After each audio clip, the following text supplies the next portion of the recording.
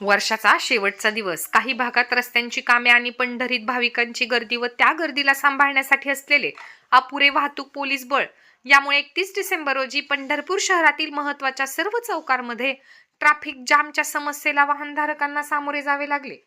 सरगम चौक, गजानन महाराज मठ परिसर, सावरकर चौक, तालुका police station समोरील बाजू, छत्रपती शिवाजी महाराज चौक, अंबाबाई पटांगण परिसर यासह शहरातील अनेक रस्त्यांमध्ये मोठ्या प्रमाणात वाहतूक कोंडी झाली.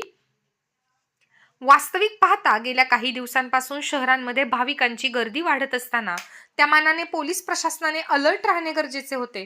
परंतु पोलीस प्रशासन वाहतूक कोंडीबाबत पूर्णपणे निष्काळजी असल्याचे दिसून आले.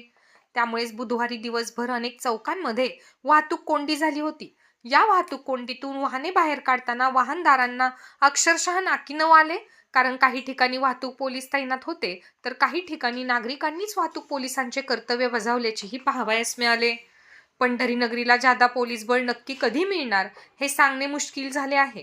पंढरी नगरीला 4 आमदार व तब्बल 2 खासदार लाभले असतानाही वाहतूक पोलिसांच्या बाबतीत पंढरी नगरीची दयनीय अवस्था मात्र कायम आहे आणि याचा त्रास व भोग मात्र वाहनधारकांना व परगावहून आलेल्या भाविकांनाच भोगावा लागत आहे. यामुळे बदलत्या वर्षात तरी पंढरीतील ढेपाळलेली वाहतूक व्यवस्था सुधारेल का, असा सवाल उपस्थित होत आहे.